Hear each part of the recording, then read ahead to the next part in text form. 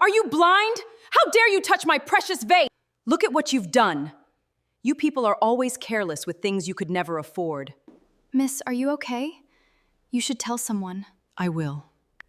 She stood there in a maid's uniform, one hand pressed against her burning cheek, while the woman her son wanted to marry smiled like nothing had happened.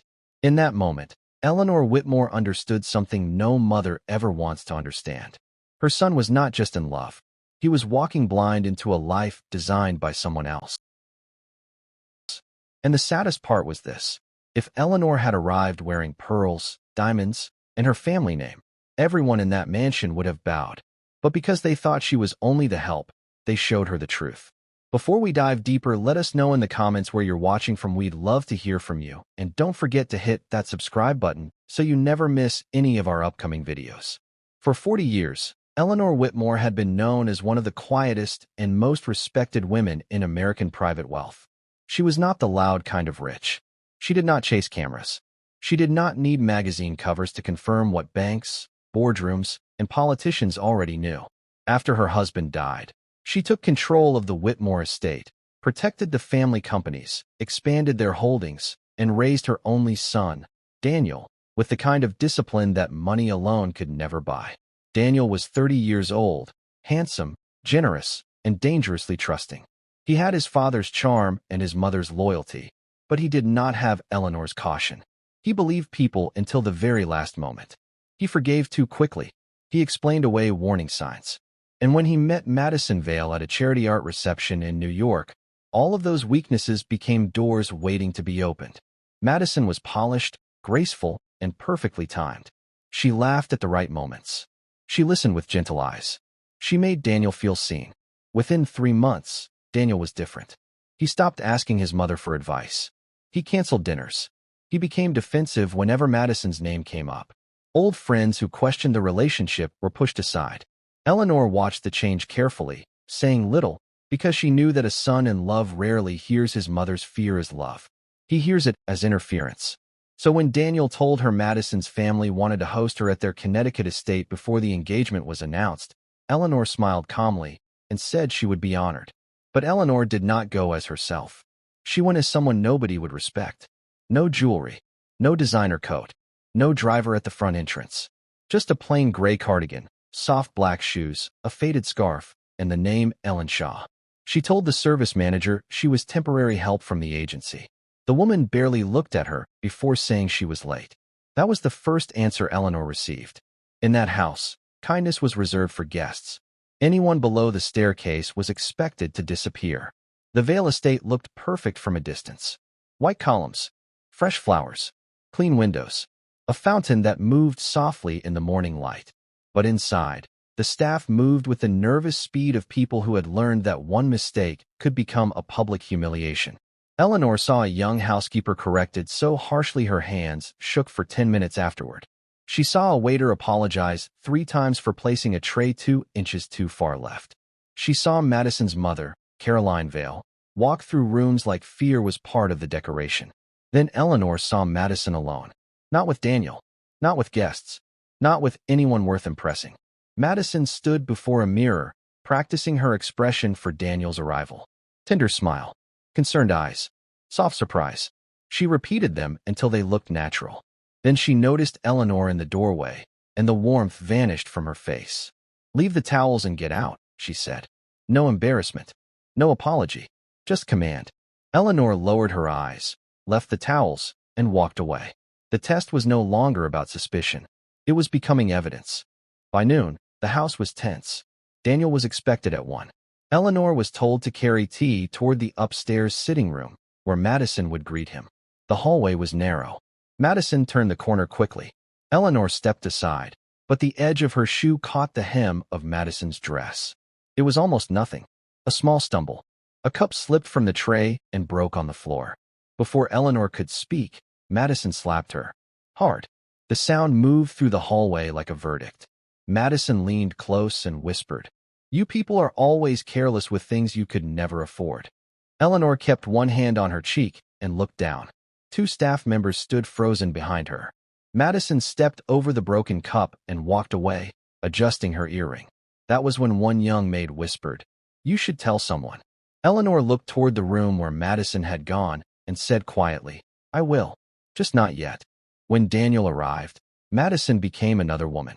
She ran to him softly, touched his face, laughed at his little jokes, thanked the staff in a sweet voice, and held the bakery bag he brought her like it was a love letter.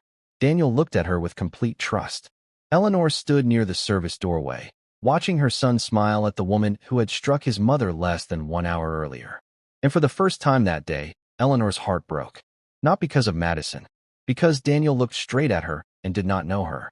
Lunch was served under bright chandeliers and quiet lies. Eleanor refilled glasses and listened. Caroline praised Daniel's manners, then turned the compliment into a speech about how perfectly she had raised Madison. Madison played the part of the devoted fiancée. Daniel relaxed more with every minute. But after lunch, Caroline and Madison stepped into the sunroom. The door was left open just enough. Eleanor passed with folded napkins, stopped, and heard the sentence that changed everything. Caroline said, He's easier than I expected. Madison answered, He just needs certainty.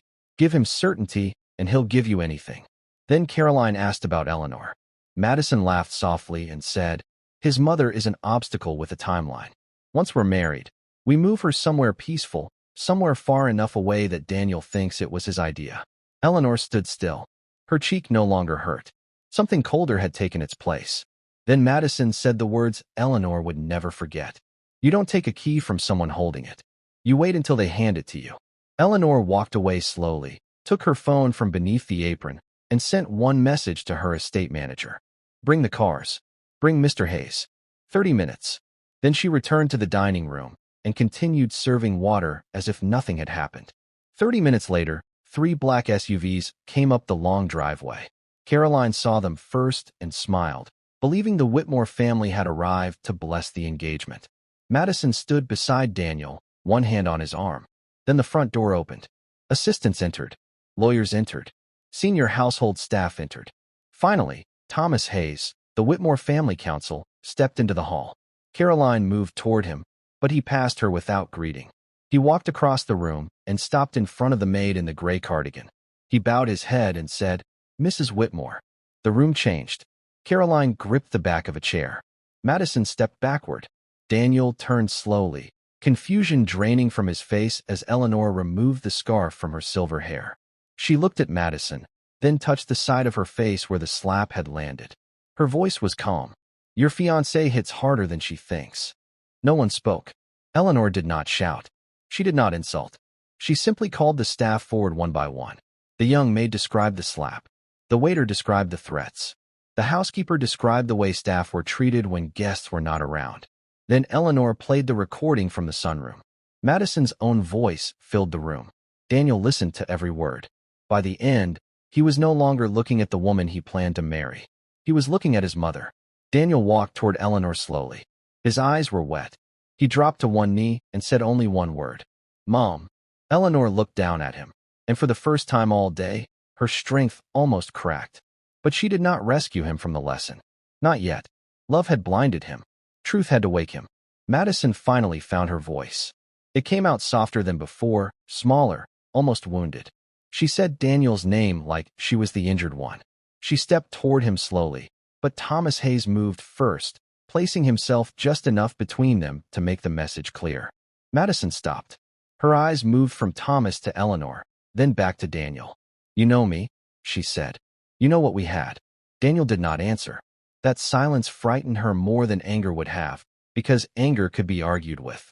Silence meant something inside him had already begun closing. Caroline Vale tried to rescue the room with dignity she no longer possessed. She said there had been a misunderstanding, that private conversations sound ugly when taken out of context, and that families say careless things when they are under pressure. Eleanor turned to her without raising her voice. Caroline, your daughter struck a woman she believed had no power. Then both of you discussed separating me from my son for access to my family's estate. That is not pressure. That is character. Caroline's mouth trembled, but no answer came strong enough to survive the silence. Daniel rose slowly. His face looked older than it had that morning. He turned to Madison. Was any of it real? He asked. Madison's eyes filled with tears immediately, but Eleanor noticed they arrived too quickly. It was another performance, only now the audience had changed. Madison reached for him again. All of it was real, she whispered. I was scared. My mother pushed too hard. I said things I didn't mean. But Daniel had heard enough soft explanations in his life. This time, he stepped back. Not far. Just one step. But for Madison, it was the first locked door. Thomas Hayes opened a folder and handed Eleanor a single page. She did not look surprised when she read it. She had asked for a preliminary financial review before ever entering the Vale estate. The results were not complete, but they were enough. The Vale family was not as stable as their marble floor suggested. Their estate was heavily financed. Their social reputation was being carried by debt, favors, and timing. The engagement to Daniel Whitmore would not have been just a romance.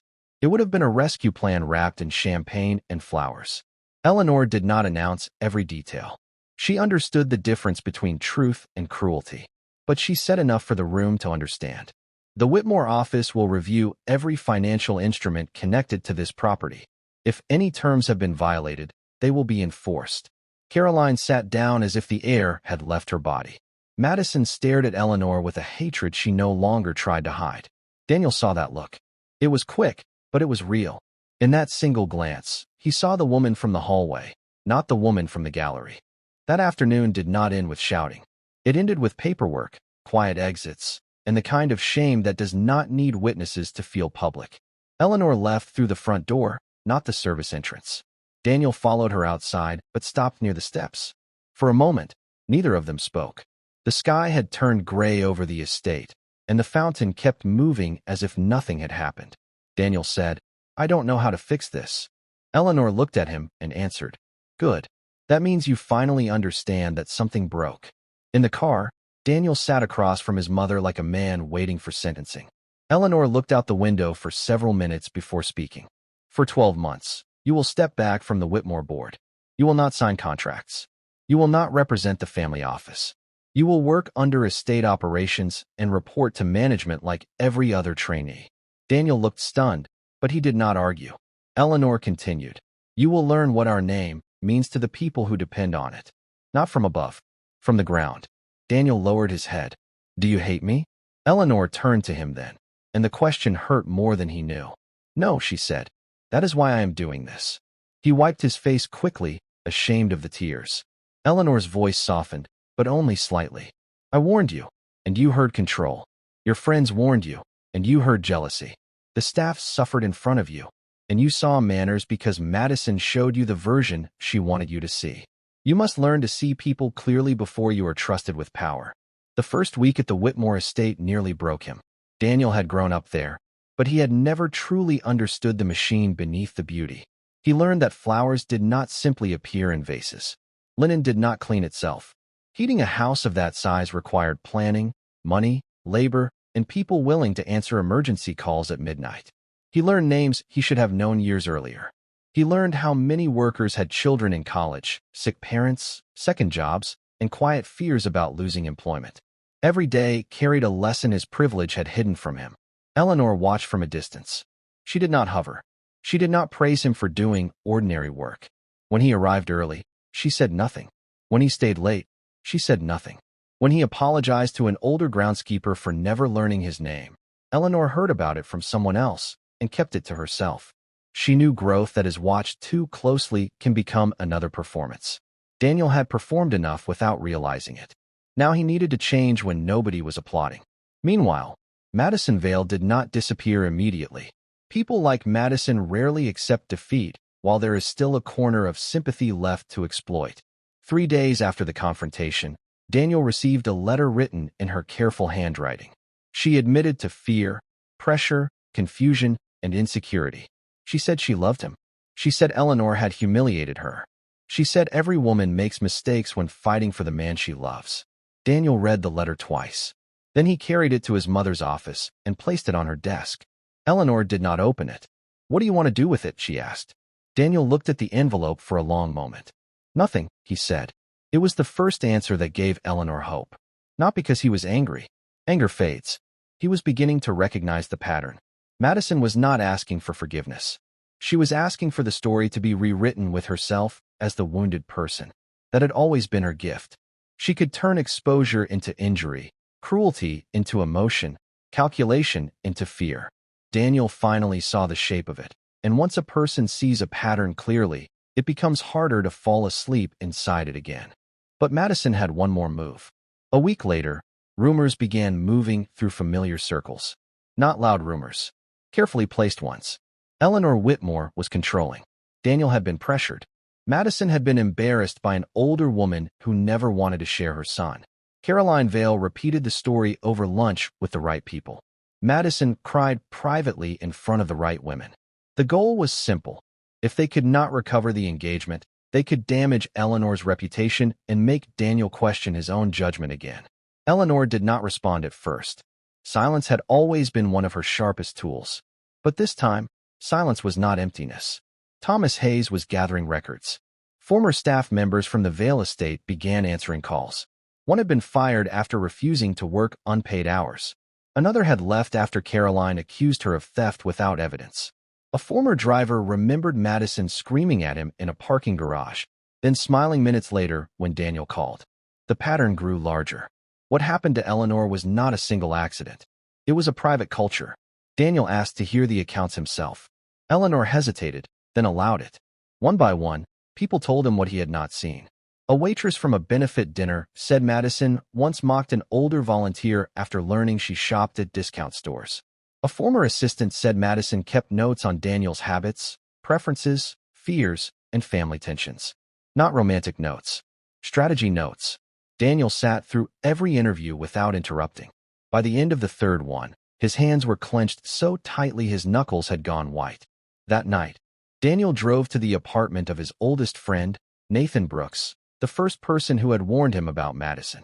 Nathan opened the door and stared at him for several seconds. Daniel looked exhausted. "You were right," he said. Nathan did not smile. He did not say he told him so. He only stepped aside and let Daniel in. That small mercy stayed with Daniel longer than any lecture could have. It reminded him that real loyalty does not always flatter you. Sometimes real loyalty risks losing you in order to tell you the truth. By the end of the month, the Vale family's position had weakened. The financing review uncovered missed disclosures, overstated assets, and dependency on credit arrangements that could no longer be extended without scrutiny. Thomas Hayes handled it with legal precision. Eleanor handled it with restraint. She did not need to ruin them outside the terms they had already accepted. That was the part Caroline could not forgive. Eleanor did not invent their collapse. She simply stopped protecting them from the consequences of their own decisions. Madison requested one final meeting with Daniel. Eleanor advised against it, but she did not forbid it. That was important. Daniel needed to choose with open eyes, not obey his mother like a frightened child. The meeting took place in a quiet public restaurant in Manhattan, far from both family estates. Madison arrived in a navy dress Daniel once said he liked. She looked tired in a beautiful way, as if even her exhaustion had been styled. Daniel noticed that too. Once, it would have moved him. Now it warned him. Madison began with tears, then memories, then blame. She said Eleanor had never given her a chance. She said rich families test outsiders unfairly. She said Daniel was letting his mother control him. For 15 minutes, he listened. Then he asked one question. If my mother had really been a maid, would you have apologized? Madison stopped crying. The answer was on her face before any words came.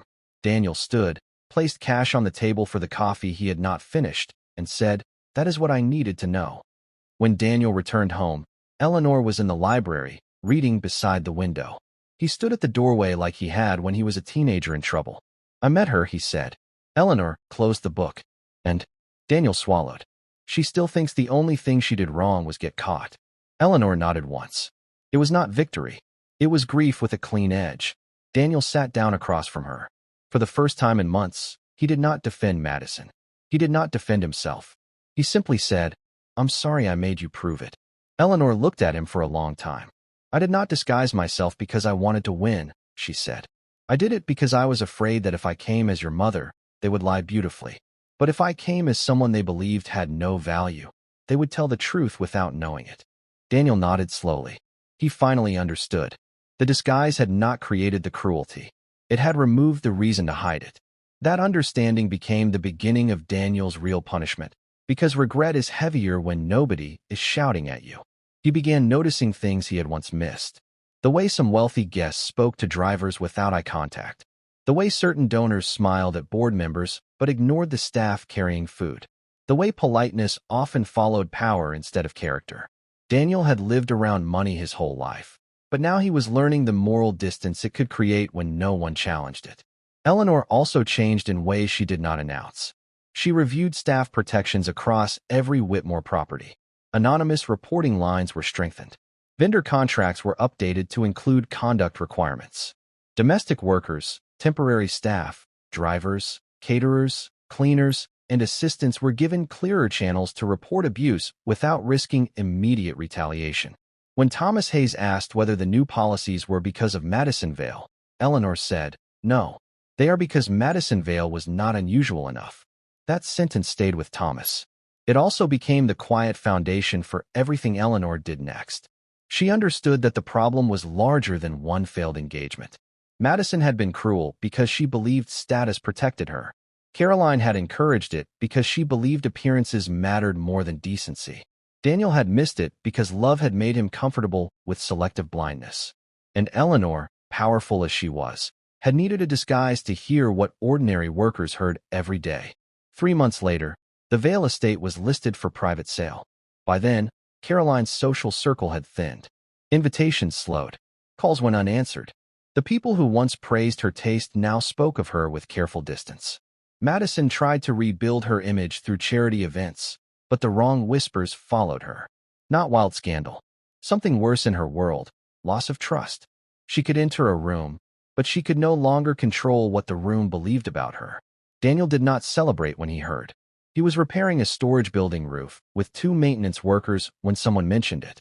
He only nodded and kept working. That was one of the first signs Eleanor noticed that gave her peace. The old Daniel might have confused their downfall with justice and felt clean because of it. The new Daniel understood that justice had already happened the moment truth became impossible to ignore. Everything after that was consequence. By spring, the young maid from the Vale estate, Lily Parker, had settled into her new role at Whitmore. Eleanor had hired her not out of pity, but because Lily had courage when fear would have been easier. Lily worked in household logistics during the day and studied accounting 3 evenings a week. She was sharp, observant, and careful with numbers. Eleanor saw something in her that reminded her of herself at 25. Quiet intelligence, steady pride, and the ability to notice what others missed. One afternoon, Lily found Daniel in the service office reviewing supply invoices. He looked up, embarrassed for reasons he could not explain. Lily smiled politely and placed a folder on the desk. "Mrs. Whitmore asked me to bring these." Daniel thanked her, then paused. "Lily," he said, "I owe you an apology too." She looked surprised. "For what?" Daniel answered. "For needing my mother to be hurt before I believed what people like you already knew." Lily did not soften the moment for him. She simply said, "Then don't forget it." Daniel did not forget it. And that became the question hanging over the Whitmore family for the rest of that year. Could a man raised with comfort truly become wise without losing his kindness? Could Eleanor forgive without pretending nothing had happened? Could a mother protect her son and still allow him to carry the weight of his mistake? Those questions unfolded slowly, through work, silence, awkward dinners, and the long road back to trust. It was Thomas Hayes who brought the next piece forward. Late one Thursday evening, he entered Eleanor's study carrying a thick file marked private. Eleanor knew from the weight of it that this was no ordinary report. Thomas placed it on her desk and said quietly, "We found more." Daniel had been called in as well. He sat across from his mother, his work clothes still carrying dust from the property grounds. Thomas opened the file and began. Madison Vale had been engaged once before. Not publicly, quietly. For years earlier to a technology investor in Chicago named Richard Holloway. The engagement lasted 6 months before ending abruptly. But that was not the part that mattered. What mattered was what happened after. Richard's company had transferred nearly $500,000 into an investment account tied to Madison during the engagement. 3 weeks after the relationship ended, that money was gone. The records did not prove theft, but they proved access. They proved timing. Daniel felt his stomach tighten. Thomas continued. There was another man before Richard. A real estate developer in Atlanta named Graham Walters. Similar pattern. Fast romance. Deep emotional dependence. Heavy financial overlap. Then separation. Again, no charges. No lawsuits. Just patterns. Patterns Daniel was beginning to hate because he now understood how easily he had fit into one. If Eleanor had not intervened, his name would likely be sitting in that file one day too. 3 days later, Daniel insisted on meeting Richard Holloway himself. Eleanor did not stop him. She only warned him, "Do not go there looking for comfort. Go there looking for truth." Richard agreed to meet in Boston. He was older now, heavier, quieter, the kind of man who had once been easy to impress but had been reshaped by regret. When Daniel mentioned Madison's name, Richard laughed once. Not because it was funny, because some pain stays strange. "She almost had me married," Richard said. Daniel asked what happened. Richard leaned back and looked out the restaurant window before answering. "At first, she made me feel like the center of her world. She studied everything. What I liked, what I feared, what I missed from childhood. She became all of it." Daniel felt cold. It was the exact thing Madison had done to him. Richard continued. "When I started questioning where money was going, she cried. Said I didn't trust her. Turned it into my guilt. And when it ended, she moved on before I finished grieving." Daniel left that meeting changed again. Not because he learned Madison lied. He already knew that. But because he understood how expertly she built dependency. It was never random. It was method. Back in Connecticut, Caroline Vale was not sitting quietly. She was fighting. She met with attorneys, lenders, and old friends who still owed her favors. And most importantly, she met with Madison. The two women sat in the nearly empty east wing of Ashford Ridge, now colder than before. Caroline looked tired. Not defeated. Just dangerous in a quieter way. "You let emotion ruin discipline," Caroline said. Madison stared at her mother. "You pushed too hard." Caroline shook her head. "No, you got careless." Madison looked out the window. "Daniel still loves me." Caroline smiled. "Then use that." That sentence would become their final mistake, because Madison reached out again. This time not with a letter, not with tears, but with truth, or something close enough to look like it. She called Daniel late one night. Her voice was calm. No performance. No pleading. "I know what you found," she said. Daniel stayed silent. Madison continued. "I know what it looks like. But there are things you don't know about my mother." That caught his attention. Madison said Caroline had orchestrated much of her life. Who she dated, who she met, how she behaved. That love, in their family, had always been strategy. Daniel wanted to dismiss it, but something in her voice felt different. Not softer, just tired. He agreed to meet her one final time. When Eleanor found out, she said nothing at first. Then she asked one question. "Are you going to hear her because you need truth, or because you miss her?" Daniel did not answer immediately. That worried her, because hesitation often means the wound is still open. The meeting took place at an old lakeside inn in Vermont. Neutral ground. Madison arrived without makeup, without expensive clothes, without the polished armor Daniel remembered. For a moment, she looked human again. And that was the danger. Madison spoke for nearly an hour. About Caroline. About childhood. About being raised to attach value to money, status, and security. About being taught that love was a transaction. Daniel listened. And for the first time since everything collapsed, he almost felt sorry for her. Then he asked a simple question. "If your mother taught you all that, why did you keep choosing it?" Madison froze. Not for long, but long enough. That pause said everything. Because pain may explain behavior, but it does not excuse choice. Daniel stood. Madison grabbed his wrist. "Daniel, please." He looked at her, really looked, and saw the same thing Eleanor had seen in the mirror that morning at Ashford Ridge. Calculation. Always calculation. He pulled away and walked out. When he returned home, Eleanor was awake in the library. She looked up. "Well." Daniel sat down slowly. "She told me the truth," he said. Eleanor waited. Daniel exhaled. Just not the truth she meant to. For the first time in months, Eleanor smiled. Not because he was healed, but because he was learning. Weeks later, Thomas Hayes uncovered something worse. Caroline Vale had moved money through shell accounts tied to Ashford Ridge's collateral. If proven, it could trigger fraud investigations.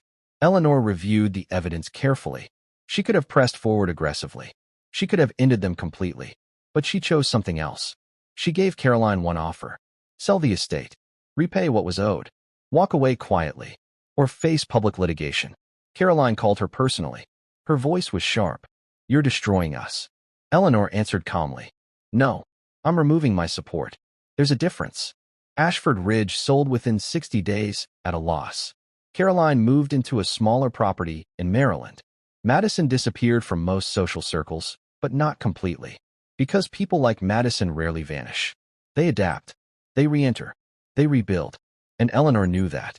Which is why Daniel's final lesson had not arrived yet.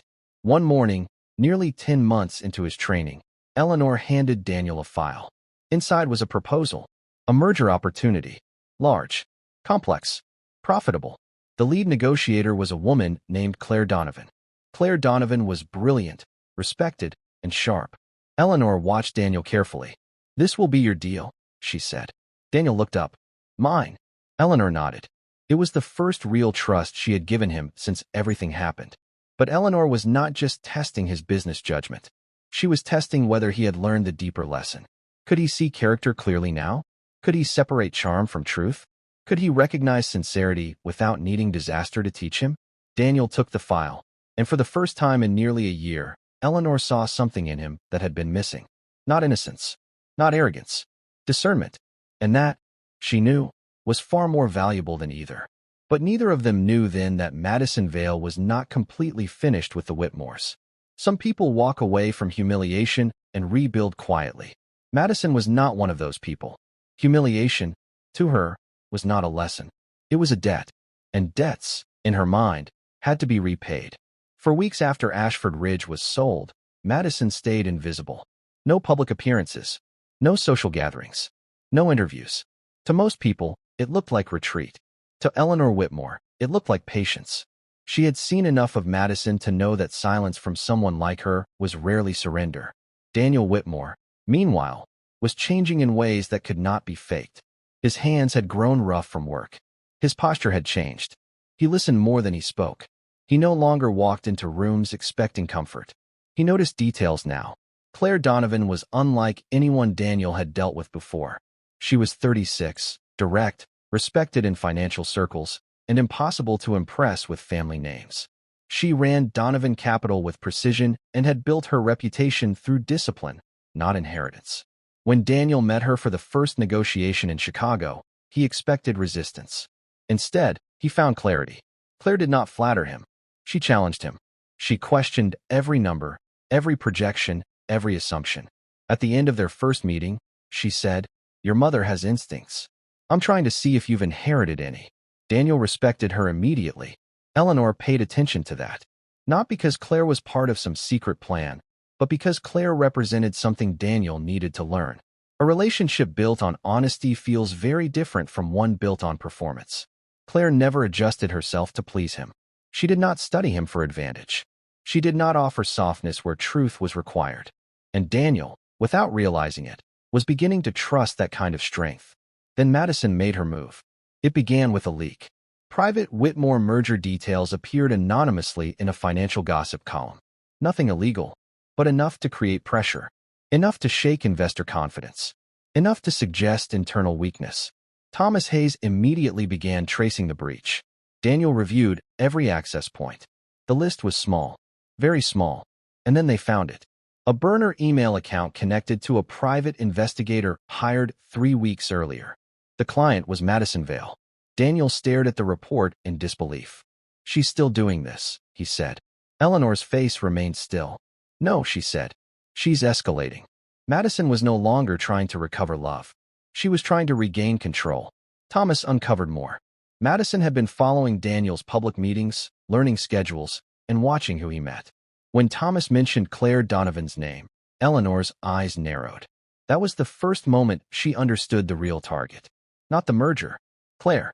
Because if Madison could poison Daniel's trust in Claire, she could reopen the wound she had left behind. 3 days later, Daniel received an envelope. No return address. Inside were photographs of him and Claire at dinner after negotiations, laughing, walking, talking. Nothing improper, but framed carefully. Attached was a note. "She's using you too. They always do." Daniel recognized the handwriting instantly. Madison. For a long moment, he said nothing. Months ago, that note would have planted doubt. Months ago, it would have sent him into confusion. But now he saw what it was. Manipulation through fear. Madison was trying to make him suspicious of everyone. trying to keep him emotionally unstable, trying to remain the center of his thinking. And for the first time, Daniel did something Eleanor had hoped he would learn. He did not react. He investigated. He met Claire the next day and placed the photos on the table. Claire looked at them, then at him. "You think I sent these?" Daniel shook his head. "No. I think someone wants me to." Claire leaned back and smiled. That answer mattered more than Daniel knew, because trust is not proven when everything feels safe. It is proven when doubt is offered and rejected through reason. That night, Daniel told Eleanor everything. She listened carefully. Then she said, "That was your test." Daniel frowned. "My test?" Eleanor nodded. "Not Claire. Madison." Daniel understood immediately. Madison had unknowingly given him the exact opportunity to prove he had changed. And this time, he had passed. But Madison wasn't finished. 2 weeks later, she appeared in person at Whitmore Estate. Uninvited. She stood at the gates in a black coat, asking to see Daniel. The guards called Eleanor first. Eleanor allowed it. Not because she trusted Madison, but because some endings need witnesses. Daniel met Madison in the East Garden, the same garden where Eleanor often walked in silence. Madison looked thinner and tired, but her eyes still carried the same sharp calculation. She wasted no time. "I know about Claire." Daniel said nothing. "She's positioning herself, just like I did." Daniel almost laughed at the honesty buried inside the insult. Madison stepped closer. "You think your mother saved you, but she controls you.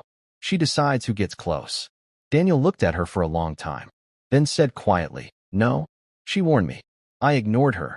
That answer struck Madison. Spring returned. Daniel's 12 months ended. Eleanor called him into her office. On the desk was his reinstatement to the Whitmore board. Daniel looked at it, but did not touch it. "You trust me again?" Eleanor looked at him carefully, then said something Daniel never expected. "I trusted you before. That was never the problem." Daniel frowned. "Then what was?" Eleanor stood and walked to the window. "The problem was that you trusted yourself without understanding yourself." That stayed with him, because she was right. The danger had never been love. It had been blindness. Then Eleanor told him something she had never admitted. The Maid disguise had not only been about Madison. It had been about Daniel. She needed to know what kind of man her son became when status was removed from the room. Would he notice the invisible people? Would he protect them? Would he see cruelty when it carried beauty? At Ashford Ridge, he had failed. But now he had changed. And that was worth more to Eleanor than the estate itself. Months later, Daniel invited Claire Donovan to dinner at Whitmore Estate. Not for business. For the first time, something personal. Eleanor watched them from across the table. No performance. No strategy. Just honesty. Claire challenged Daniel. Daniel listened. And when Eleanor saw him laugh without losing awareness, she allowed herself something rare. Relief. That night, Lily Parker walked with Eleanor through the East Garden. The roses had bloomed again. Lily asked the same question she had once asked before. "Do you ever regret testing him?" Eleanor looked toward the house, where Daniel's voice could be heard through the open windows. "No," she said.